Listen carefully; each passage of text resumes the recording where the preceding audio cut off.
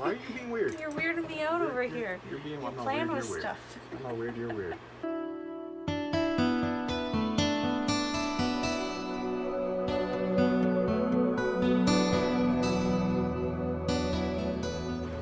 Hi guys. I'm Cody. We're doing a video today, I gotta find my book, on what we're doing for saving strategies in 2019. Yes, as you guys saw in a recent video, our finances are completely backwards, upside down, inside out, loopy-loop. It's a mess. Yeah. So we've kind of put our heads together to strategize with some ways to really just hit it hard and get serious about it. And we're going to share that today. This will kind of be the start of hopefully a progression towards a few debt payoff and debt freedom videos. So what do you got, babe? So our big focus for 2019, or actually for the next 2 years, is that we're really just going to grind it out to pay down debt and get out of debt, because our debt payments every month are like atrocious. Yeah, they're a lot of money. It's like $2,000 a month or something spread out between all of our debts. Yeah. And that's one of our biggest hindrances to allowing us to live a more nomadic lifestyle, because Cody can't really stop working. But if we can get rid of all of our debts, at the very least, he can drastically reduce the amount of time that he has to spend at work. Yeah, you know? Or build enough of a savings account that, you know, between projects that can take extra time kind of deal. Exactly. And so that's, and it's not just a matter of us wanting to live a nomadic life. It's important to us as well that Cody can be, you know, more of a full-time father. And we are currently trying to conceive, so I'm home full-time, which is great. That was our number one thing, was to have me home full-time with the kids and not have to worry about me, you know, putting them in daycare and going to work and leaving them every day. That's just not something that fit into our values. Ultimately, I feel like my wife is going to raise my kids better than, you know, the lowest bidder at the daycare or whatever. Yeah, and so it's also in our values to have Cody be very present in our kids' life as well. Unfortunately, he does work in the oil field. Typically, that lifestyle looks like, you know, mom stays at home, dad's gone for, you know, 3 weeks at a time or longer. Yeah. Usually dad ends up being like the specter of death up north. Mom turns into a terrorist, right? You know, you wait till your father gets home. Yeah. And then dad just comes home, lays down the law, yelling and screaming, grounding kids for like 4 days, and then goes back to work. Yeah, and that's kind of the trend that we've seen in our life and the example set for us. And that's not the way that we want to do it. We really want to set ourselves up for success. We want to lay a foundation now while we're still young to, you know, have financial security, to have no debts, to be able to live a life of abundance, even if it doesn't look typically the way most people would think. You know, like when I think of abundance, I think of living very small, very minimally, very simplistic, and just having the things that really matter to me, and time being one of the biggest things.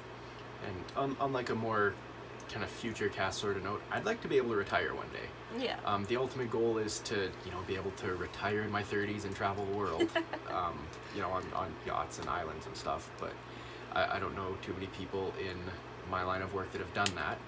But as it is right now, Canada pension, old age security, stuff like that is not going to be a thing when I'm old enough to retire for my generation. So it's basically up to us to make that happen. Yeah. And, you know, I feel like $2,000 a month going to debt payments, I'd way rather repurpose that to savings, investments, you know, us, our future. Yeah, exactly. So that's a bit of a tangent, but that's kind of the, I guess, a bit of background about why we're so like committed to this right now. So we wrote down a few bullet points here. So one of them is to cook at home. Okay, so the cooking at home thing is easier than it used to be. We live in a very small town of less than 1,000 people. Yeah, there's like 2 restaurants. They both close at like the times we would normally want to order food. Yeah, there's no fast food restaurants or anything here. It's just a couple of like ma and pa diners here.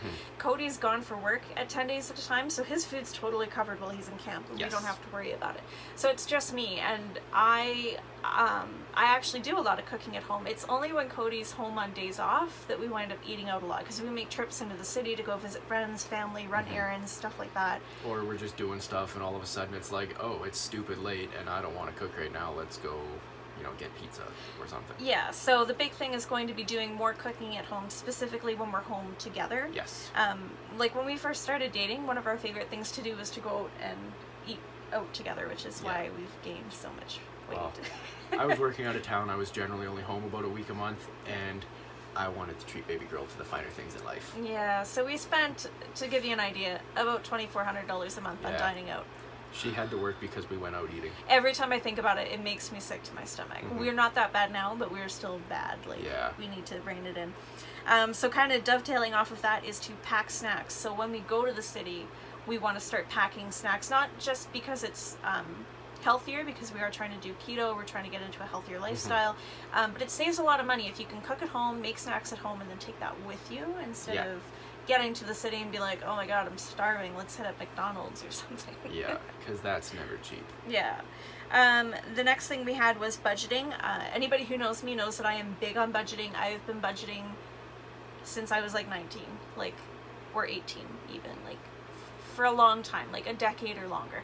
And I used to use Mint all the time. Now I use YNAB. There's a whole slew of reasons as to why I prefer YNAB now, but Mint is still a great service. I know a lot of people use them.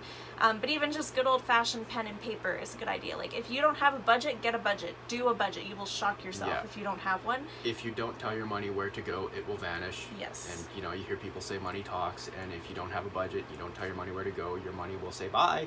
Yeah. And specifically what I like about budgeting is if you are budgeting, like I budget, and I probably sit down and look at our budget just about every day. So it constantly keeps me mindful of like where my money's going, how I'm spending it. Am I making good decisions with my money? Am I being frugal or am I being impulsive? Because I am a very impulsive spender. Like, I don't spend money on makeup or clothes or jewelry or anything like that, but I'm the kind of idiot that goes around and says, I want a new iPhone, and I drop $1,500 on a new iPhone because we had the money in our account. Yeah. Or I'll be like, oh, I want this cool new thing, and let's spend GPU. $2,000 on that. You know, like, I don't spend a lot of money on little things. Like, I don't care for shoes or fashion or makeup, as you can probably tell. Nor do I care for home decor stuff because we don't have the space for it. But technology, She's all about the tech. like software, I'm really bad for that kind of stuff. So budgeting is going to be a big thing. Yes. The next one is grocery list. Make sure you have a grocery list when you're going grocery shopping so you know what you want. Because I'm sure I'm not the only one, but if I don't have a list when I go to the grocery store, especially if I'm hungry, I will come home with like $500 worth of stuff that I'm unpacking it, and I swear to God, I don't even like half of what I bought. Yeah, don't go shopping on an empty stomach. We've done that a few times, and we've paid for it. Literally paid for it. Yeah. We come back with a lot of stuff that we're like, what were we thinking? Yeah, the stuff that like it basically could come out of the grocery bag and it could just go straight into the garbage because I'm never going to eat it. Another one that we've been into more recently is spending, like, watch where you're spending money on entertainment. When we lived in the city, we would spend money on dinner and a movie, dinner and a movie, dinner and a movie, or like board game cafes, which I still think are a good use of money because you typically get to spend face-to-face time with your friends and stuff like this. But it's still, you know, you're paying by the hour, plus you're paying for your food and you're paying for your drinks, and it's, I mean, and it's a one-time experience. When you're making like a short-term sprint to some financial goal, especially like if you have a video game console, I know that's not really in vogue right now, especially if you read a lot of self-development business, you know, it's all hustle, grind, put it away. But in terms of like a financial goal, for the price of a movie, like movies for the two of us, not including the dinner and the gas and stuff that would go there, we could buy a game that would entertain one or both of us for weeks or months. Yeah. You know, like when I initially spent $80 buying Skyrim back when it was new, I still play that game all the time. Like, I've gotten a ton of mileage out of that $80, you know, quote unquote investment. Yeah. And I would agree that, like, if we had the money and we weren't in debt, I would always choose experiences over material things. Like, if it came down to going to a board game cafe or buying a video game, I'd much rather do the board game cafe. Yes. But I can't continue to keep pouring out money to do that, whereas if we pay to, like, purchase a movie or a video game or something at home, that's something that we continually use and can use for entertainment, right? Like, it can get pretty boring if you're just sitting around the house all day with nothing to do.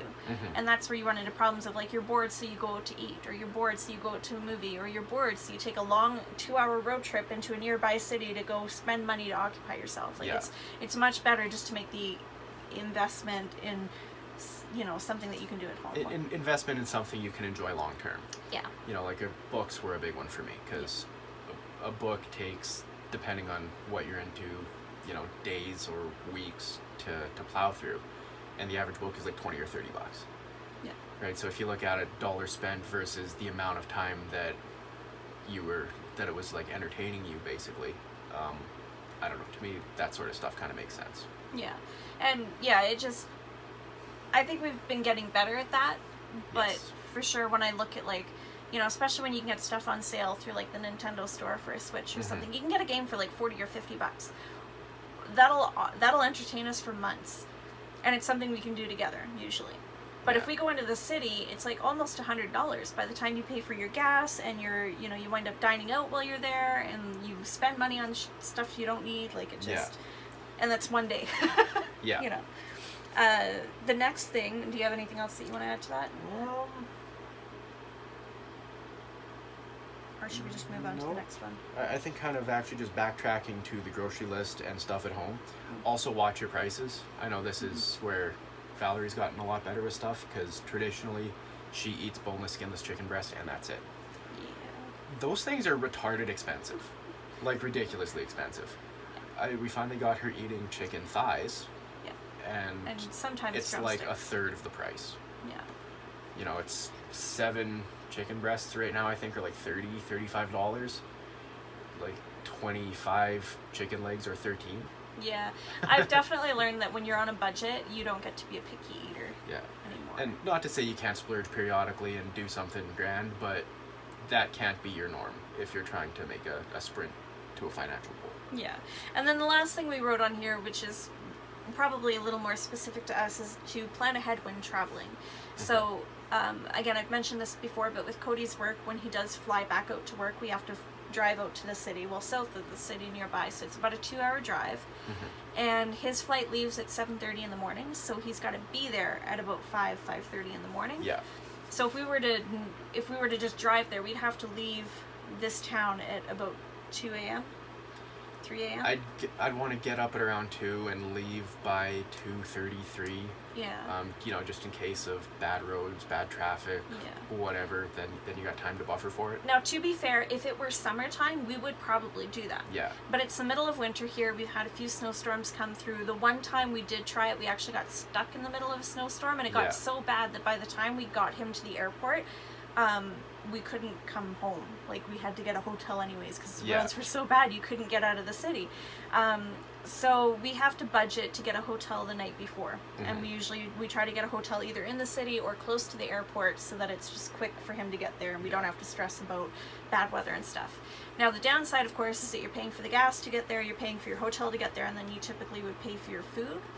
So if we plan ahead, we can plan ahead to, pack some snacks or maybe some sandwiches or something to have when we're there. Or get like a roast chicken or something from Sobeys and whatever, because, that'll be way cheaper to eat than ordering food. Yeah, like skip the dishes or something. The other thing too is if we are planning on doing just a day trip or a road trip into the city, it's good to plan ahead by checking the weather, look at the road conditions. If there's a storm coming in or the roads are going to be bad, then don't maybe go that day, because you might get stuck in the city again. That has also happened to us. That sounds like you have experience with that, babe. Yeah, we went to do a road trip the one day, and the roads here were fine, the weather here was fine, and then about halfway to the city, there was a snowstorm that I didn't know was going to be coming, and it got so bad that the main highways going around the city and through the city were totally shut down in some areas. There were so many accidents, like there was no way we were going to get home. We had to stay in the city for 2 days. Yeah. That was a 2-day unexpected hotel cost, and it wasn't just me. Had it just been me, I could have probably crashed on somebody's couch, but his little brother was with me, and I couldn't make him sleep on the floor, so we wound up having to get a hotel for 2 nights. Yeah. So that sucked. So always check ahead. Make sure you're bringing the right gear. Just because it's nice here, we've learned it could be quite cold in the city, or vice versa. Yeah. So we always bring winter jackets, winter boots, keep extra stuff in the car. Bring an emergency kit. I mean, roads are pretty good, and it's a busy enough highway that someone would stop. Everybody's got cell reception now. You'd probably be okay. But worst case scenario, your car bites the ditch and you're stuck there for a day or 2 days. you want to have food, you want to have some kind of heat, you want extra layers, whatever. Just plan ahead in that regard, because I promise you that having that stuff on hand is going to be a lot cheaper than trying to procure it in an emergency. Yeah.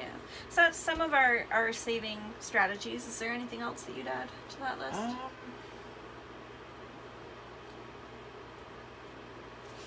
Not really. I mean, I know Valerie likes using YNAB. It's a program, website, system, whatever, short for You Need a Budget. And it forces you to be present with it on a daily basis, so it kind of keeps your head in the game. Yeah. Which is really beneficial, because it's super easy to be, like, if it'd be really easy for me to come home from work and like, oh, it's such a miserable shift. I've been gone so long. I've been working so hard. We've been making all these quote unquote sacrifices up until now. Let's just splurge. And then that just, you fall right off the wagon and you end up doing that like every day. So just, try and stay present with it. Yeah. Some other stuff that I find helps is to have all of your bills on either direct withdrawal from your bank account or set up automatic payments, either going from your bank account to them or from your credit card or something. That way all of your bills are taken care of and you're not spending money that should have been allocated to that. Yeah. We don't really worry about that so much now, because the way YNAB works with budgeting, all of our bills are always paid anyways. But before I would always do that because I was bad for spending my money before I'd pay a bill. And the other thing that really helps too is automatic savings program. So even if it's just like $25 every paycheck or something, just set it up so that your bank will automatically transfer a little bit of money from your checking account into a savings account. That's another place to start. Just, something if you have a lump sum and you're trying to do it yourself, you're thinking like, oh, that's $200 that you're aware of taking it and putting it elsewhere. Whereas if it's gone already, you're just like, okay, whatever, this is what I have to work with. Yeah, and it does add up quick. There was a point there where we had thousands of dollars in like different accounts, investments accounts and savings accounts and stuff like that, and we had no idea we had that much money because it was always either being paid off of our paychecks before we got paid, right? They'd automatically be deducted by our employers, or when we did get paid, our bank would just automatically transfer it into a savings account. And I can remember times where we were like, Cody would be out of work and we got into a pinch and we were like, okay, do we have money saved up anywhere? Do we sell the dog? Yeah, and we would come up like $4,000 to $6,000 within a matter of 3 days because we just had it sitting in so many different accounts. Yeah. That's not the case now because last year was a really rough year. Well, last year was a rough year, and then just recently here I missed about $2,000 worth of paychecks because I had to take time off work for some appointments and stuff for Mom. She's been pretty sick.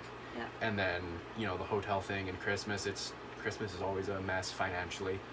Fortunately, this is the last year that's going to be the case. Yes. For us at least. So. Yes, I will say that 2018 was a year of learning.